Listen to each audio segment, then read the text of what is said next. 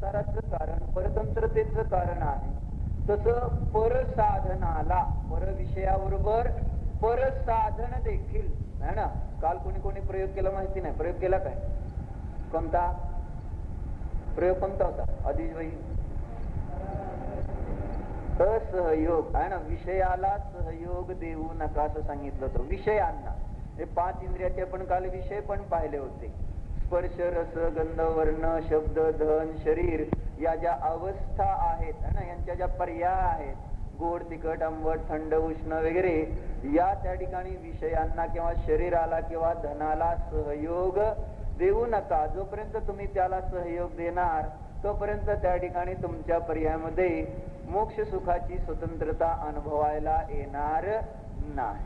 आता आज त्या ठिकाणी थोडा विचार साधना संबंधी करायचा, की जे विषयाला जाणणार साधन, हे साधन आम्ही काय मानून बसलो आणि वास्तविक साधन कोणतं? हे अज्ञानाने आम्ही बाह्य साधनाला, त्या ठिकाणी पदार्थाला जाणण्याचं साधन मानून बसलेलो आहोत. हे कधी शास्त्र आत्म्याला जाणण्याचं साधन मांडलं किंवा पदार्थाला जाणण्याचं साधन शास्त्र मांडलेलं आहोत. कधी त्या ठिकाणी प्रकाश त्या पदार्थाला जाणण्याचं साधन मांडलं, तर कधी त्या ठिकाणी पदार्थच जाणण्याचं साधन होऊन बसलेलं आहे. हे पदार्थ हे साध्य होतं आणि पदार्थाला जाणण्याचं साधन ज्ञान होतं, परंतु आम्ही पदार्थाने ज्ञान होतं. ना, ज्ञान कशाने होतं? शास्त्राने ज्ञान होतं. शास्त्राला त्या ठिकाणी वस्तूला ग्रहण करण्याचं साधन मांडलं, तर कधी प्रकाश आदी जे आहेत, मनुष्यासाठी प्रकाश है ना, हे प्रकाशाच्या द्वारे आम्हाला ज्ञान होतं, तर कधी आम्ही पदार्थाच्या द्वारे आम्हाला ज्ञान होतं अशा प्रकारे मानतो, तर कधी इंद्रियाच्या द्वारे त्या ठिकाणी ज्ञान होतं असं मानतो आहोत. हे अशा प्रकारे ही जी बाह्य साधना आहे, त्या बाह्य साधनाला आपण वस्तूला ग्रहण करण्याचा उपाय मानतो. अथवा जर आपण चारित्र्याच्या अपेक्षेने पण विचार केला, तर जे बहिरंग चारित्र आहे, म्हणजे शरीराच्या ज्या क्रिया आहेत, देवपूजा, गुरुपास्ती, स्वाध्याय, संयम, तप, दान, ही साधनं आपण मोक्षरूप फळाच्या प्राप्तीचं कारण मानून बसलो. म्हणजे या साधनांच्या द्वारे देवपूजा, गुरुपास्ती, स्वाध्याय, संयम, तप आणि दान, या साधनांच्या द्वारे निजध्रुव शुद्ध आत्मा ग्रहण होईल आणि आमच्या पर्यायामध्ये काय प्रगट होईल? सर्वज्ञ अवस्था, मोक्ष सुख प्रगट होईल. हे बाह्य शरीराच्या क्रियेला आम्ही कधी साधन बनवलेलं आहे. हे सामान्य रूपाने अज्ञानीची जो धर्म होतो, धर्माचं साधन जे मानतात ते भाव सुद्धा नाहीत. शरीराची क्रिया म्हणजे तुमची शरीराची क्रिया, जसं तुम्ही मंदिरामध्ये आला, ही जी शरीराची क्रिया झाली, त्या ठिकाणी मंदिरामध्ये देवाचं दर्शन केलं, ही जी शरीराची क्रिया झाली, जो नमस्कार केलेला आहे, ती जी शरीराची क्रिया आहे, त्या संपूर्ण शरीराच्या क्रियेलाच आम्ही काय मांडलं? धर्माचं साधन मांडलं. आणि व्रत, तप, उपवास आदी त्या ठिकाणी करून आपण त्याद्वारे धर्म होणार असं त्या ठिकाणी आपण मानून बसलेलो होतो. का? याचं कारण पण शोधलं पाहिजे की असं आपल्याला का वाटतं. कारण त्या ठिकाणी इंद्रिय ज्ञानाच्या द्वारे प्रवृत्ती करतो, इंद्रिय ज्ञानाने शरीर ग्रहण होतं, इंद्रिय ज्ञानाने शरीराच्या क्रिया ग्रहण होतात आणि त्या कारणाने त्या ठिकाणी आपण त्या शरीराच्या क्रियेमध्ये धर्म मांडला.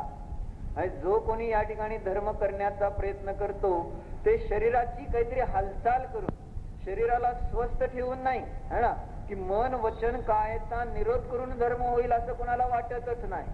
धर्म कशाने होणार?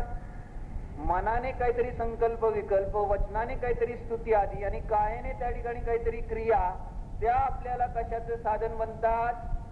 धर्माचं. परंतु मनाचा निरोध, वचनाचा निरोध आणि कायेचा निरोध है ना, हे याचा निरोधच वास्तविक पाहता मुक्तीचं कारण आहे, आत्म्याला ग्रहण करण्याचं ते साधन आहे. परंतु मान्यता काय पडली आपली? असत्याग्रह आहे ना. भगवान जे आहेत ते सत्याचा आग्रह धरून बसले म्हणून त्या ठिकाणी सुखी राहिले, आणि नेमकं आपण जो केलेला आहे तो असत्याग्रह, विषयाचा असत्य आग्रह, असत्य विषयांचा आग्रह आहे. असत्य साधनाचा आग्रह आहे आणि असत्य फळाचा आग्रह आहे. आणि आग्रह आहे म्हणून तो ठीक आहे. म्हणून आपण मागं पाहिलं तर प्रवचनसारची गाथा की संसार तत्वाचं कारण काय, संसार तत्वाचं स्वरूप सांगत असताना काय सांगितलं होतं, पुन्हा एकदा बघा पाहिजे तर, की संसार तत्व कशाला म्हटलंय. संसार तत्वाचं उद्घाटन करत असताना त्या ठिकाणी गाथा नंबर आहे 271 प्रवचनसारची.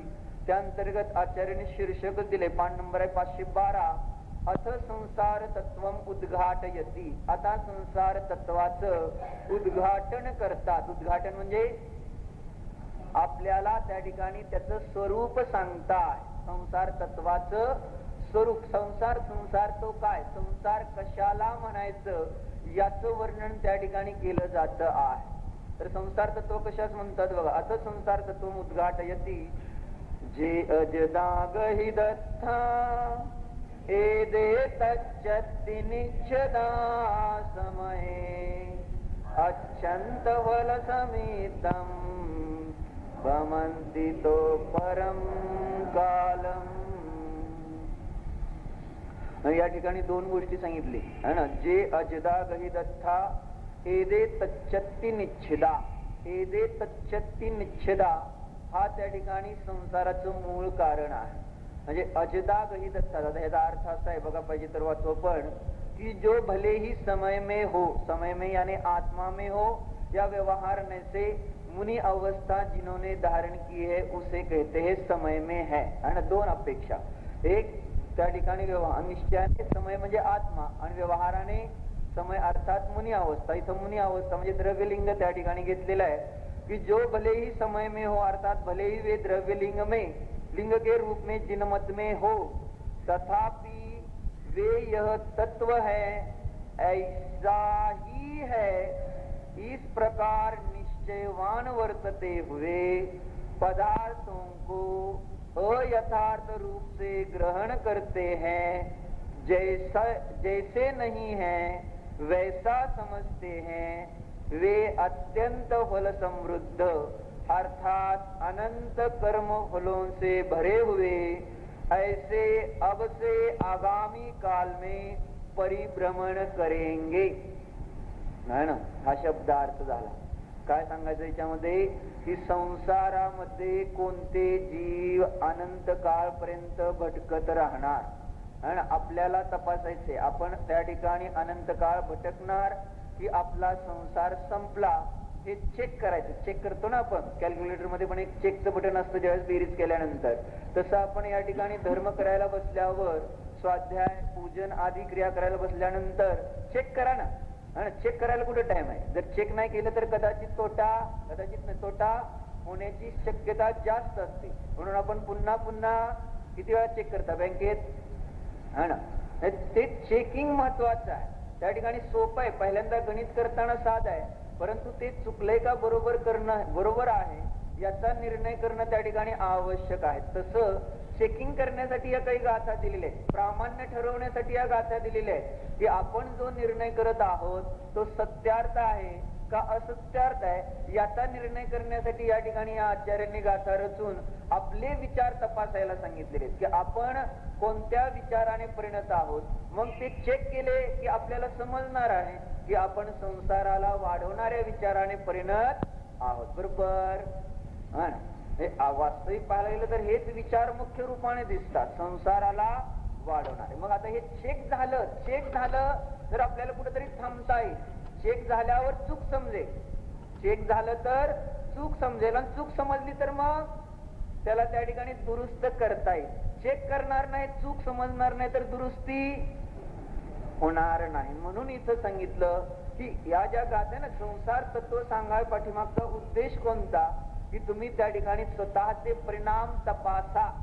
आणि परिणाम तपासल्याशिवाय तुम्हाला समजणार नाही आहे की तुम्ही नेमकं कोठे आहात. अज्ञानाने आम्ही या ठिकाणी जर स्वतःला मुक्त मानून बसलो तर मुक्तीचा पुरुषार्थ संपून जाणार आहे. म्हणून कुठं जिथं एकांत पक्ष असतो, एकांत एक धर्माचं अवधारण केलं जातं, त्या ठिकाणी त्या जीवांना कदापि मुक्ती प्राप्त होत नाही. कारण त्या म्हणजे एकांत आग्रही जे असतात त्यांच्यामध्ये संसार आणि मोक्ष हे दोन्ही तत्व सिद्धच होत नाही. ज्यावेळेस एका पक्षाचं अवधारण केलं जातं एकांताने, त्यावेळेस त्या ठिकाणी त्यांच्या मतामध्ये ना संसाराची सिद्धी होते, ना मुक्तीची सिद्धी होते, ना पुण्याची सिद्धी होते, ना पापाची सिद्धी होते. म्हणून इथं अनेकांतात्मक जे तत्व आहे त्याच्याद्वारे संसार, मुक्ती, पुण्य, पाप ह्या सगळ्याचा निर्णय होतो. आणि त्या निर्णयाच्या द्वारे आपल्याला आपण काय केलं म्हणजे आपल्याला मुक्तीची प्राप्ती होणार हेही समजताय. तर चर्चा इथं कोणती आहे? संसार तत्व कशाला म्हणतात है ना. मग संसार तत्वाचं लक्षण काय सांगितलं? जे पदार्थांचं अयथार्थ ग्रहण करतात. पहिलं काय? पदार्थांचं अयथार्थ ग्रहण, म्हणजे जो पदार्थ जसा आहे तसा न ग्रहण करता अन्य प्रकारे ग्रहण करणे हे पदार्थांचं अयथार्थ ग्रहण, अर्थात अजधा गहिदत्था. आणि पुढचा शब्द काय? एदे तच्चत्ती नाही ना, हा झाला आग्रह है ना. एक पहिलं असत्य ग्रहण झालं, असत्य ग्रहण झालं. अजदा गहिदत्था म्हणजे असत्याला ग्रहण करणं. जसा पदार्थ आहे तसा ग्रहण न करता अन्य प्रकारे ग्रहण केला हे पदार्थाचं असत्य ग्रहण. समजलं है ना. म्हणजे त्या ठिकाणी असताना दोरी जाणला साप, असताना दोरी जाणला साप, ते काय झालं? असत्य ग्रहण. आणि माझं हे साप जाणलेलं आहे हे सत्यच आहे ना, त्याच्यावर ठरवलेलं प्रमाण, ते झाला आग्रह है ना. आणि हा आग्रह जो आहे तो आग्रहच आम्हाला संसारिक दुःखाचं कारण ठरतो आहे. म्हणून इथं एदे तच्चत्ती, हेच तत्वाचा पक्का निश्चय करतो, असंच तत्वाचा पक्का निश्चय. आपण पक्का निर्णय केले की नाही मी शरीरच आहे. अज्ञान अवस्थेमध्ये आता थोडं समजलं आपण आत्मा शरीर काय, परंतु जोपर्यंत अज्ञान होतं तोपर्यंत काय मानत बसलो होतो? मी शरीरच आहे. किंवा दुसरं जाऊ दे व्यवहारात, आपण त्या ठिकाणी शास्त्र सुटल्यानंतर घरी जाणारच, पक्का निर्णय का नाही? कसं आहे? एदे तच्चत्ती है ना. म्हणजे त्या ठिकाणी पक्का आग्रह आहे, आपला निर्णय आहे. तुम्हाला इथं कोणी कोणत्याही पद्धतीने थांबवलं तर 100% थांबणार नाही. तो जो आग्रह आहे, हट्ट आहे, नाही मला जायलाच पाहिजे, माझी काही कर्तव्य आहे, संसाराच्या प्रती असणाऱ्या कर्तव्याची जाण आहे, परंतु आत्म्याच्या प्रती असणाऱ्या कर्तव्याची जाण नाही. आणि म्हणून त्या ठिकाणी आपल्याला दुःख ही भोगावी लागतात. दुःख भोगण्याचा हा आग्रह आहे ना. दुःखाचा सुद्धा आग्रह म्हणून सांगतो की त्या ठिकाणी आपण आग्रह धरलाय, हे जे दुःख मला प्राप्त होतंय ते दुःख मला प्राप्त होत राहो असा त्या ठिकाणी आग्रह करतोय. परंतु वाटतं याला की मी त्या ठिकाणी सुखाचा किंवा आग्रह धरून बसलोय. म्हणजे जोपर्यंत आपण संसाराचे विषय, संसाराची साधनं याचा निर्णय करत नाही की हे संसाराचे विषय आहेत, हे संसाराचं साधन आहे, हे न जाणता आपण त्या ठिकाणी त्या विषयांना मुक्तीचे विषय आणि मुक्तीचं साधन असं जर मानून बसणार तर मनोज भाई काय होईल? मुक्ती मिळणार का? म्हणजे अयथार्थ ग्रहण. पहिलं तर तुम्ही त्या ठिकाणी काय करता?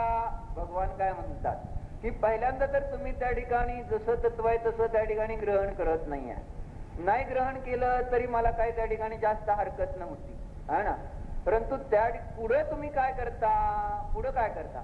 एदे तच्चत्ती. त्या ठिकाणी त्या विषयाला सापाला ग्रहण केलं म्हटल्यावर आता तिथं समजावून सांगितलं कोणी? समजावून काय सांगितलं की हा साप नाही आहे, ही दोरी आहे. तर आपण काय केलं पाहिजे होतं? काय केलं पाहिजे? स्वीकार करायला पाहिजे होती की हो बाबा ही दोरी नाही, साप आहे, दोरी नाही, असं स्वीकारायला पाहिजे होतं. परंतु आपण काय करून बसलो? नाही हा सापच आहे असा त्या ठिकाणी जर आग्रह धरला तर चालणार आहे. म्हणून त्याच्यासाठी दृष्टांत मागे दिला होता पुन्हा एकदा की 2 मित्र होते. एक मित्र त्या ठिकाणी आंधळा होता आणि एके दिवशी त्या आंधळ्या मित्राला कुठे एका दुसऱ्या गावाला जायचं होतं. गावाला जात असताना मध्ये त्या ठिकाणी वाळवंट लागत. मग तो निघाल्यानंतर योगायोग असा घडला, काही ठरलं नव्हतं 2 मित्रांचं त्या की आपण तिकडे जायचंय म्हणून. परंतु जो ज्याला दिसत होतं तो पण मित्र त्याला भेटला आणि म्हटला कुठं चालला काय, म्हटलं मी या गावाला चालले. म्हटलं मी पण चालले. त्याला बरं झालं. मग त्या आंधळ्याला पण बरं वाटलं की आपल्याला आता एक कोणीतरी साथीदार जोडीदार मिळाला. आपला गप्पा गोष्टीमध्ये वेळ कसा निघून जाईल, प्रवास संपून जाईल. आणि अशा प्रकारे ते दोघ जण निघाल्यानंतर वाटेमध्ये काय झाला, मुक्काम पडलेला होता. मुक्काम म्हटल्यानंतर वाळवंटामध्ये रात्री असते थंडी आणि दिवसा असतं ऊन जास्त आहे ना. मग मुक्काम झाल्यानंतर तिथंच काय होतं, झोपल्यानंतर तिथं एक रात्री त्या थंडीमुळे एक साप, विषारी साप आखडून बसला होता. आखडून कळते ना, एकदम कडक झाला होता. कडक होऊन त्या ठिकाणी पडलेला होता तिथं. मग सकाळ झाली. सकाळ झाल्यानंतर तो आंधळा त्याची काठी चाचपडत शोधते तर त्याच्या हाताला लागला साप हा ना. साप लागल्यानंतर त्या काठीपेक्षा त्याच्या मऊ लागला. मऊ लागल्यानंतर तो हातामध्ये घेतो आणि देवाचे उपकार म्हणतो. देवा तू माझी काठी घेतली पण एक त्याच्यापेक्षा सुंदर काठी दिली म्हटलं हा ना. त्याला दिसत नाहीये की ते नेमकं काय, आंधळा आहे. त्या ठिकाणी ती काठी नसताना साप आहे आणि तो काय मानून बसला, ही माझी काठी आहे आणि म्हणतो बरं झालं देवाने मला त्या ठिकाणी दुसरी चांगली काठी दिली. मग आता तो जो साप म्हणून, काठी म्हणून नाही काय, साप जो होता तो काठी म्हणून हातामध्ये घेतला होता, त्याने त्याच्या मित्राला असं ढोसून उठवायला लागला, उठा चला आपल्याला निघायचंय म्हणून. मग त्या मित्राला ढोसवल्यानंतर तो मित्र जागा झाला. जागा झाल्यानंतर काय दिसलं, त्याला काठी दिसली नाही, साप दिसला ना. तर त्या मित्राला आता डोळस होता, त्याला डोळे होते, दिसत होतं. त्याने पाहिलं की याच्या हातामध्ये साप आहे आणि तो जर त्या ठिकाणी त्याच्यातला कडकपणा निघाला तर चावेल आणि मृत्यूला प्राप्त होणार. मग तो जागा होता आणि साप बघितल्यानंतर ते फेकून दे म्हटलं हातात, ते साप आहे. साप आहे म्हटल्यानंतर आता त्या आंधळ्या मित्राने काय करायला पाहिजे,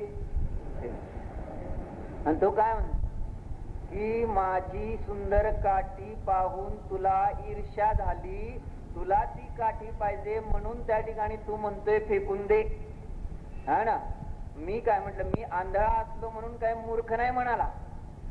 आंधळा भले असो परंतु मला कळतंय, मला काय नाही कळतंय. तुला ही काठी पाहिजे आणि म्हणून त्या ठिकाणी तू म्हणतोयस की ती हा ना काठी फेकून दे, तो साप आहे. मग तो जो डोळ्याने दिसणारा मित्र आहे तो सांगतो समजावून, मला त्या काठीचं काही लोभ नाही आहे, परंतु तुझ्या जीवाची मला चिंता आहे आणि म्हणून सांगतोय की बाबा ती काठी नसून साप आहे. मग ऐकायला पाहिजे का नको, ऐकायला पाहिजे का नको. त्या आंधळ्याने काय ऐकायला पाहिजे का नको, सरळ साधं उत्तर ऐकायलाच पाहिजे असं म्हणणार की ज्याला दिसतंय त्याच्यात काय उत्तर अवघड नाही आहे, ऐकायलाच पाहिजे. कारण तो साप आहे म्हटल्यानंतर त्याने फेकून द्यायचं काम होतं, परंतु त्याने काय ऐकला नाही त्या मित्राचं. तसाच तो साप म्हणून त्या ठिकाणी पकडला होता, तो घेऊन निघाला. थोड्या वेळाने ऊन आलं. ऊन आल्यानंतर सापातला जो आकडून बसला होता तो कडकपणा निघून गेला आणि मग काय झालं, चावला आणि मृत्यूला प्राप्त झाला. मग हे त्या आंधळ्याची कथा आहे. आपलं काय, आंधळा कोण आणि डोळस कोण हा ना. देवाला सगळं दिसतंय, खरे गुरु आहेत त्यांनाही सगळं दिसतंय की नाही, आणि ते आपले मित्र आहेत आणि आपल्याला ते त्या ठिकाणी सांगतात, सगळं व्यवस्थित समजावून सांगतात की काय नाही हे त्या ठिकाणी व्यवस्थित सांगतात. परंतु आपलं काम पण त्या आंधळ्यासारखं आहे, आग्रह. आंधळ्याने काय आग्रह धरला, हट्ट काय धरून बसला की नाही ही काठी नाही, आपलं साप नाही काठीचा आहे असा आग्रह धरला ना. आणि त्या ठिकाणी तो सोडायला तयार नाही आणि उलट काय सांगतो तो, त्या ठिकाणी तुला पाहिजे, तुला त्याची असूया झाली म्हणून त्या ठिकाणी तुला पाहिजे म्हणून तिथं तू टाकून दे म्हणून. आणि तसं देवाला आपण काय म्हणणार, आपल्याला देव सांगतात, खरे गुरु सांगतात आणि 5 इंद्रिय विषय रूपी सर्प आहे. ती काठी म्हणजे साप म्हणजे कोणता आहे, 5 इंद्रिय विषय रूपी साप आहे बरोबर. आणि 5 इंद्रिय विषय रूपी साप आपण धरल्यानंतर देवाने आपल्याला सांगितलं, अरे बाबा ती काय काठी नव्हे. आंधळे आहोत ना, आपल्याला त्या ठिकाणी ज्ञान नाही आहे, अतिंद्रिय ज्ञानाचा अभाव आहे. इंद्रिय ज्ञान हे आंधळ्यासारखंच आहे. इंद्रिय ज्ञानाने वस्तूचं स्वरूप जसंच्या तसं प्रतीला येत नाही आणि इंद्रिय ज्ञान पदार्थाचं विपरीत जाणण्यामध्ये कारणभूत आहे. मग त्या इंद्रिय ज्ञानाच्या द्वारे आपल्याला पदार्थाचं कसं ग्रहण झालं? अजदा गहिदत्था, अयथार्थ ग्रहण झालेला आहे इंद्रिय ज्ञानाच्या द्वारे. मोहाने नंतर आपल्याला चर्चा इंद्रिय ज्ञानाची. मोह जरा काल्पनिक ठेवा बाजूला थोडासा. प्रॅक्टिकल जे इंद्रिय ज्ञान आहे त्या इंद्रिय ज्ञानाने आत्मा ग्रहण होत नाही. म्हणजे जो पदार्थ जसा आहे तसा त्या ठिकाणी प्रतीतीला येत नाही आहे. आणि अशा इंद्रिय ज्ञानाने अंध, इंद्रिय ज्ञान आणि ज्ञान असून सुद्धा अंध म्हणा, है ना. कारण इंद्रिय ज्ञान अज्ञान आहे. इंद्रिय ज्ञान बरोबर अज्ञान, आणि अज्ञान म्हणजेच आंधळेपण. इंद्रिय ज्ञान इज इक्वल टू अज्ञान आणि अज्ञान इज इक्वल टू आंधळेपण. मग या ठिकाणी इंद्रिय ज्ञानाच्या द्वारे 5 इंद्रियाच्या विषयांना ग्रहण करत असताना आपल्याला वाटते की हे 5 इंद्रियाचे विषय म्हणजे सुंदर पदार्थ आहे. 5 इंद्रियाचे विषय म्हणजे एक सुंदर वस्तू आहे जी आपल्याला देवाच्या कृपेने मिळाली, है ना. आणि मग त्या ठिकाणी त्या देवाकडे नाही ना 5 इंद्रियाचे विषय. भगवंतांकडे आहेत का 5 इंद्रिय? बघितले का त्यांच्याकडे? काय काय कोणते? टीव्ही आहे का, मोबाईल आहे का, काय काय त्यांच्याजवळ? आणि देवाकडे नीट बघितलं का? कपडे आहेत का, काय चष्मा लावलाय, काय काय लावलंय, है ना. देवाकडे कोणतेही 5 इंद्रियाचे विषय भोग दिसत नाहीत का? बघितले का नीट? पण आणि नीट बघितलेले नाहीत. सगळ्यांना भोग दिसलेले आहेत, त्या ठिकाणी देव दिसलेले नाही. हे 5 इंद्रियापैकी कोणतेही विषय तिथं नाही आहेत. आणि म्हणून त्यांना दुःख होते आपले विषय बघून की आता यांच्याकडे तर लय मज्जा आहे. म्हटले काय तर 5 इंद्रियाचे विषय मस्त आहे आणि आपल्याला ते मिळावेत म्हणून आपल्याला देव गुरु म्हणतात. आणि त्यांच्याकडे गुरु पण कसे नग्न, त्यांच्याकडे पण 5 इंद्रियाचे विषय नाहीत. म्हटल्यानंतर त्यांना आपल्या प्रति ईर्ष्या झाली, असूया झाली, मत्सर झाला की यांच्याकडे तर जरा चांगली वस्तू दिसती, आपल्याकडे तर ती नाही, म्हणून आपल्याला म्हणते टाकून द्या. बरोबर असं आपण देवाला सांगतोय, आहे ना. तुम्हाला माझी काठी त्या ठिकाणी पाहिजे, कुणाला? देवाला आपली काठी पाहिजे असा आपण उलटा भ्रम केला आणि मग म्हणतो काय की मी ती काठी टाकणार नाही. मी भले आंधळा असेल पण मूर्ख. कुणाला सांगतो? हिम्मत तर बघा, है ना.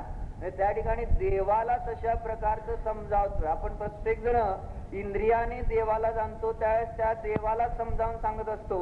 नटून थटून त्या ठिकाणी देवाचं दर्शन करतो, त्यावेळेस देवाला म्हणत असतो बघ कसं सुंदर आहे ना. देवाला सांगतोय आपण तिथं तुझ्याकडे काय आणि माझ्याकडे बघ किती सुंदर सुंदर त्या ठिकाणी वस्तू आहेत. म्हणजे वितरागता भावामध्ये नाही, सगळी भावामध्ये असणारी सरागता, आणि ती सरागता दाखवतो देवाला आणि म्हणतो बघ तुझ्याकडे आहे का असलं, माझ्याकडे असलाय, आहे ना. हे लहान मुलं जशी गारगुटी असते ना, हा कोण शरीर वगैरे सवत्त सुंदर लोय, 5 इंद्रियाचे विषय सवत्त सुंदर लोय, हा आत्मा. तर काय सांगायचं सांगलं? हा लहान मुलं गारगोटी वगैरे त्यांना सापडते साधं दगड आणि मग ते सगळ्याला दाखवते. आपल्याला पण मोठ्या माणसाला पण येऊन दाखवते, बघा मला कसा चांगला दगड मिळाला. आपण काय म्हणतो? हा छान आहे, सुंदर आहे असं म्हणणार. अरे ती गारगोटी जर जास्त गारगोट्या आणल्या साठवल्या घरामध्ये तर आपण काय म्हणणार, काय दगड उगाच साठवली ते द्या टाकून. परंतु त्या मुलाला आणि ज्याने ते गारगोट्या साठवलेल्या असतात त्याला ती दगड असतात का? जसं तुम्हाला तुमच्या घरामध्ये असलेले पैसे कागद वाटत नाही, तुमच्या घरामध्ये असलेलं सोनं त्या ठिकाणी दगड वाटत नाही, वाटते का? द्या टाकून असं म्हटलं तर तुम्हाला देव म्हणते द्या टाकून, ते तर साप आहेत, है ना. पुढे साप बघा ना, त्या ठिकाणी ते सोनं तो पैसा त्याला हात लावताना साप आहे, चावल तर मृत्यू आहे अशी भीती वाटायला पाहिजे. परंतु त्या पैशाला हातात घेतल्यानंतर आपण अगदी जसं आंधळ्याप्रमाणे बिंदास, मला तर काय मृत्यू येणार नाही, ते काय साप आहे काय थोडा, ही तर काठी आहे, मऊ काठी आहे, सुंदर काठी आहे, चांगली काठी आहे. मग ते पैसे सोनं नाणं कपडे दागिने आहे ना, लत्ता हे सगळं जे आहे ते त्या ठिकाणी काय वाटतं? एक सुंदर काठी वाटते, है ना. परंतु देव तिथं दाखवतात की देव सांगतात त्यांना डोळे म्हणजे त्यांना सम्यक ज्ञान आहे, अतींद्रिय ज्ञान आहे. अतींद्रिय ज्ञानाच्या द्वारे पदार्थ जसाच्या तसा त्यांना दिसतोय. अजदागही दत्ता नाही आहे तिथं, पदार्थ जसाच्या तसा भगवंतांना दिसतोय. आणि ते भगवान आपल्याला काय सांगायला चाललेत, है ना, की हे तुम्ही पकडलेलं आहे ते यथार्थ समजू नका. या गारगोट्या आहेत, ही काय त्या ठिकाणी ठेवण्यासारखी साठवण्यासारखी वस्तू नाही आहे. टाकून द्या. जर ती जवळ ठेवताल तर त्याच्या ओझ्यानेच मरताल. कशाच्या? आणि त्या ठिकाणी त्या जड वस्तूच्या ओझ्याने आपण मरतो त्याच्यासाठी. जड वस्तूचा भार इतका व्हायला, जसं त्या ठिकाणी एखाद्याच्या कपॅसिटी 100 किलो वजन वाहण्याचे, त्याच्या अंगावर 500 किलो दिलं तर, आणि ते त्याच्या ओझ्याखाली मरून जाईल. तसं आपण सगळे संसाराच्या ओझ्याखाली दबून दबून दबून दबून मरतो. हा ना, जन्मल्यापासून मरेपर्यंत सारखंच रोज नवीन ओझ. कशाचं? जडच आहे ना, जड. जडाचं नवीन नवीन नवीन रोज एक एक ओझ चाललेलं असतं का नाही अंगावर घ्यायचं. मग आपली कपॅसिटी होती थोडी, है ना, आपली कपॅसिटी तशी काहीच नाही आहे ओझ उचलायची. थोडी म्हणण्यापेक्षा ओझ उचलण्याची शक्ती आत्म्यामध्ये नव्हती, परंतु तरी सुद्धा याने उचलायचा प्रयत्न केला, आणि उचलल्यानंतर काय होईल? मरेल का जिवंत राहील? है ना. हे आपण का मरतो याचं एक कारण आहे, म्हणजे हे ओझ्याच्या खाली दबून मरतो आहोत. मग आचार्य भगवान त्या ठिकाणी काय सांगतात की टाकून द्या, कशाला मरता? पण आपण म्हणतो तुम्हाला त्या ठिकाणी ते ओझ वाटत असेल, आम्हाला मात्र नाही ना, ते आमचं आहे ना, आमचं आहे, हे अजदागही दत्त आहे, आमचा आहे असा जो विचार, तो पदार्थाचा अयथार्थ ग्रहण, आणि त्या अयथार्थ ग्रहणाला पुन्हा एवकार एदे तच्चत्ती, की जे मी त्या ठिकाणी पैसा साठवला, जे त्या ठिकाणी धन आहे, जो परिग्रह, जी गाडी आहे, जे घर आहे, ते त्या ठिकाणी माझंच, कुणाचं? तुझं नाहीच. आणि मी म्हटलं माझं आहे तर तुम्ही म्हणताल का? हो बरं ठीक आहे पंडितजी, तुमचं म्हणताल का? आता अवघड झालं की एकदम सुद्धा म्हणा तुमचं. म्हणजे सांगायचं तात्पर्य का, म्हणजे तिथं माझं आणि माझ्याबरोबर काय लावला? च लावला. च म्हणजे त्याचं नाव आहे आग्रह. म्हणजे माझं पर माझं आणि पर माझच, म्हणजे स्व माझा नाहीच असा त्याच्यातनं अर्थ निघतो, है ना. कारण अर्पित अनर्पित सिद्धे आपल्याला सूत्र माहित आहे. मग पर माझच आहे म्हणजे स्व माझा नाहीच. काय बरोबर आहे का? ज्यावेळेस एवकार लावला त्यावेळेस दुसऱ्या बाजूचा निषेध पूर्ण रूपाने झाला ना. मग तद्वत या ठिकाणी आपण ज्यावेळेस पर पदार्थाला माझं म्हणालो, माझं म्हणून तिथं थांबलो नाही, संसार वाढवला कसा, आणि त्या प्रत्येक माझ्या बरोबर है ना, तिथं त्या ठिकाणी एदे तच्चत्ती, की हे जे मी ग्रहण केलेलं आहे, ही जी काठी घेतलेली ती काठीच आंधळा काय म्हणाला, आणि काठीच आहे असा त्याचा आग्रह होता. आणि त्या आग्रहाच्या निमित्तात कोणाला मरावं लागलं? देवाला का आंधळ्याला? है ना. त्या ठिकाणी त्या आंधळ्याला मृत्यू प्राप्त झालेला आहे. तद्वत इथं पुन्हा पुन्हा आपल्याला त्या ठिकाणी देवदर्शन तेच सांगतं आपल्याला. जर देवदर्शनातून आपण हा बोध घेणार नाही तर त्या ठिकाणी आपला मृत्यू अटळ आहे. देव काय सांगताय? देव प्रत्येक है ना अंग ना उपांग सगळं काय सांगताय की अपरिग्रही, हे विषय कशा आहे, तुझं स्वरूप नाही. असं कधी बघितलं का आपण? आणि देवाला त्याने निर्ग्रंथ अवस्था म्हणतो आपण. हे कुठलीही गाठ नाही, अंतरंग नाही, बहिरंग नाही, 24 प्रकारच्या परिग्रहाने रहित असणारे भगवान. 24 म्हणजे अंतरंग 14, बहिरंग 10, अशा 24 प्रकारच्या परिग्रहाने रहित असणारे भगवान. आणि त्याच्याकडून आपण त्यांच्याकडून कोणता बोध घ्यायचा? की मी पण तशा प्रकारे 24 प्रकारच्या परिग्रहाने रहित, असं जाणायचं का मी 24 प्रकारच्या परिग्रहाने सहित? नेमकं उलट, अजधा गहिदस्था है ना. हे पदार्थाला यथार्थ ग्रहण केलं, अर्थात तो त्या ठिकाणी साप पकडला, आणि साप पकडला की तिथं त्याचा आग्रह पण धरला, आणि याचंच नाव आहे संसार तत्व. म्हणून आता घरी जाणार तर प्रत्येक क्षणाला है ना, जेवायला बसला की साप दिसू द्या, है ना. जेवायला बसला की हे काय, मी जेवण करायला बसलोय, याच्याद्वारे मला मृत्यू प्राप्त होणार की आपण अजरामर होणार? जेवण करणं अमरतेचं कारण का मृत्यूचं कारण?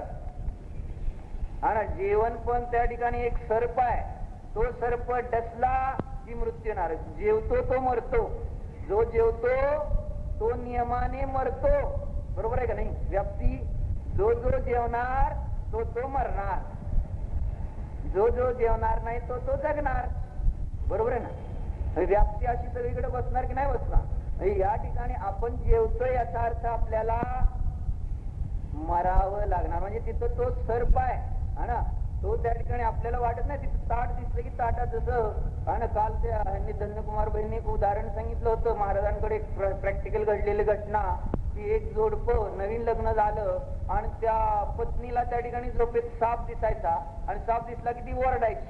आणि झालं लग्न झालं आणि ती रात्री झोपेत न उठली आणि जोर जोरात ओरडायला लागली, साप साप साप. आणि ते उठला, नवरा म्हटला कुठं आहे साप, म्हणून सगळ्या खोलीत हुडकलं. स्वप्नात होता साप, खोलीत नव्हता हा ना.